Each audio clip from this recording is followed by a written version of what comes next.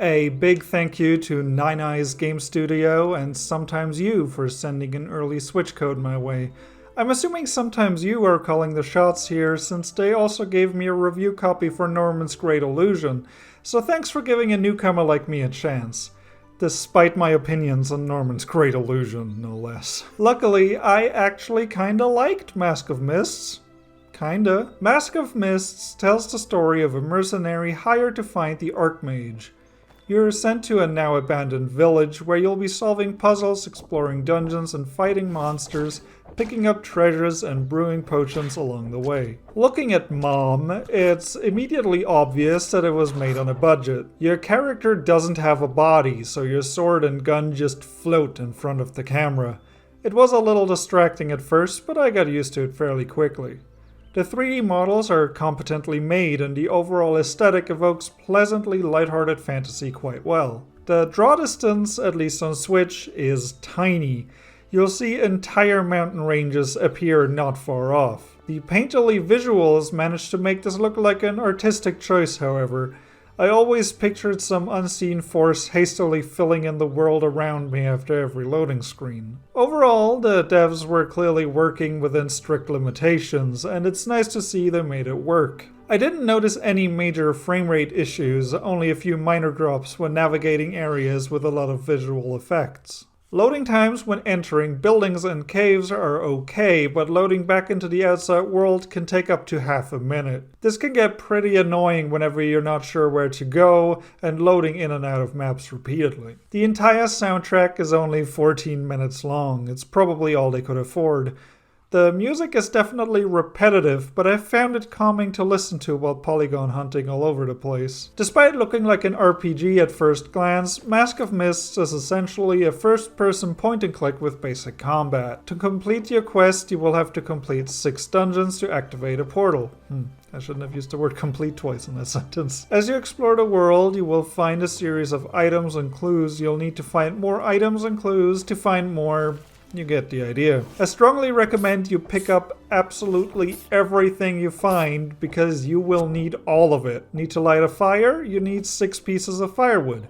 There are only 6 pieces. It can be immensely frustrating to run in circles looking for the final ingredient for that explosive potion. I probably spent half of my 4-hour playtime just bumbling around aimlessly. The issue only gets worse when considering how often the game reuses the same assets. It's far too easy to get completely turned around as there are very few unique landmarks to use for orientation, and the lack of a map doesn't help either. Every cave entrance looks the exact same, which led me to completely ignore an area filled with plot-critical items because I mistook it for a cavern I had already explored.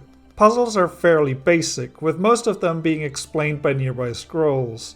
Usually, you have to pick up an item and put it somewhere else. Sometimes that item is nearby, other times you'll have to trek to the opposite end of the map. There's an intended order for you to do everything in, though I managed to briefly sequence break once during my first playthrough and quite significantly on my second time around. The devs did their best to place items and objectives in a clear path to minimize backtracking, but if you unknowingly stray from that path, you might have a hard time finding back to it. I'll save you from a particularly annoying moment early on.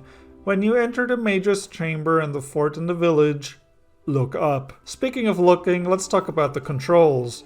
Moving accurately is weirdly difficult. Your slowest possible movement speed is just fast enough to repeatedly overshoot doorways. Luckily, this issue rarely arises. Whenever moving around in the open, this isn't a problem at all, and you'll be traversing the world at a satisfying pace. You can adjust the camera sensitivity in the options, which is nice. I couldn't quite get it right for me and struggled with accurate aiming, especially when picking up items from treasure chests. Jumping has a weird delay to it that I never fully got used to. Instead of running and jumping, I found myself jumping first and then moving forward in midair. It works fine once you figure it out. Surprisingly, you also have a dodge button, granting you a quick burst of speed in any direction. Holding down the button while traveling is this game's version of roll spamming in Zelda. L and R are used for your gun and sword respectively. I would have preferred to use the triggers, but I'm a big bumble and forgot you can remap buttons on Switch. There are only 3.5 enemy types, which is honestly a little disappointing. There are slimes, which mindlessly approach and attack you.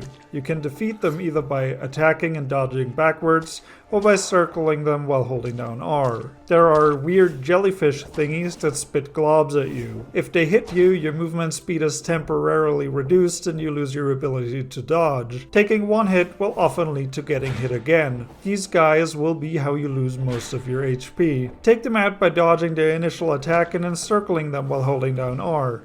You could also expend one of your rare bullets to eliminate them safely. Sometimes the jellyfish are plants. They look and act the same except they can't move. Lastly, there are big mushrooms which mindlessly approach and attack you. You can defeat them either by attacking and dodging backwards or by circling them while holding down R.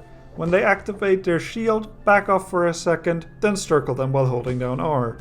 There is one boss, I won't spoil anything, but it's not very impressive. So not a lot of time went into the enemies, and the code for the melee creatures is as copy-pasted as my tips on how to approach them.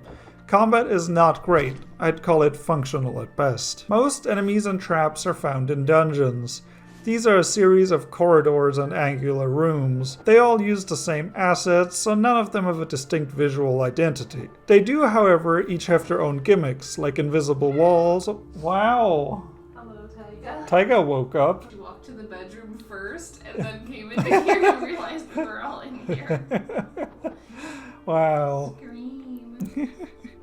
Okay, let's do that again. They do, however, each have their own gimmicks, like invisible walls or gas-filled hallways, so there's some gameplay variety here. The visual homogenization unfortunately makes them blend together regardless, and I honestly can't tell you which dungeon is which. I beat the game in one sitting earlier today and I barely remembered him. There are no bosses in the dungeons, you just solve the final puzzle to open the way to the crystal. It's very anticlimactic. On your quest, you'll also be able to solve optional puzzles to find new weapons and upgrades. These are fairly minor, but are always satisfying to pick up. It's always nice to know that you solved a riddle not everyone figured out. Before wrapping up, a couple of little things. The English translation is not great. It is, however, interesting how to open this door. Fortunately, the game doesn't rely on its writing too heavily. Most of the storytelling is environmental, so not much is lost. Secondly, I pulled a beginner's guide and locked myself out of the village by using the lever and running past the portcullis before it closed. Doing this in the early game softlocks you from making any progress. To be fair, I did that on purpose because I thought it'd be funny, and it was, but it's still an oversight. Luckily, the devs were nice enough to give you 3 autosaves to fall back on. I ended up not losing any progress, so no biggie. And that's about all there is. While playing Mask of Mists, the term minimum viable product comes to mind. What are the absolute minimum requirements for a game to be a fantasy adventure? A sword, puzzles, exploration, monsters, and dungeons. And that's exactly what you get. A little bit of everything. Just enough to make it an okay game. I can't quite put my finger on what was holding the devs back. Maybe it was time, maybe it was money, maybe it was lack of experience or talent. But like I said, I actually kinda liked Mask of Mists. Kinda. The colorful world is genuinely nice to look at and the music is enjoyable. The combat is fairly basic, but gets the job done. The puzzles are mostly standard, but a few of them are actually quite clever and fun to figure out. The dungeons blur together visually, but each offer different gameplay. A couple of years ago, I created the term fridge game, but never did anything with it. A fridge game is different from a guilty pleasure. Guilty pleasures are bad, but you enjoy them regardless. You know when a kid crudely draws their family and the parents are so proud they put the drawing on the fridge?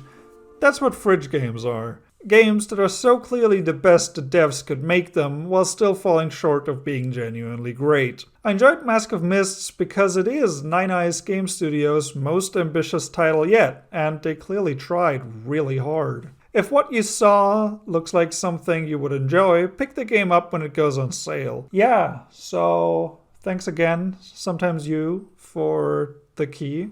I lost a subscriber since the last time I checked, so you can now be the 30-second subscriber. What he's trying to say is subscribe, gamers. Yes, do that, gamers. Subscribe. Yeah, gotta get to 50 to become accredited on Keymailer, so people don't think I'm a gopher wearing a headset. Also, the piggy footage is so cute. Subscribe for the piggy footage. Yeah, subscribe for the footage of pigs that I stole. The footage, not the pigs. Oh my gosh, can we steal pigs? No! But I love pigs. Me too. But they're big and eat a lot. That's my job. That's Leon's job. Ah, it is Leon's job. Leon looks good in glasses. End the video. Cut. End the video. Cut.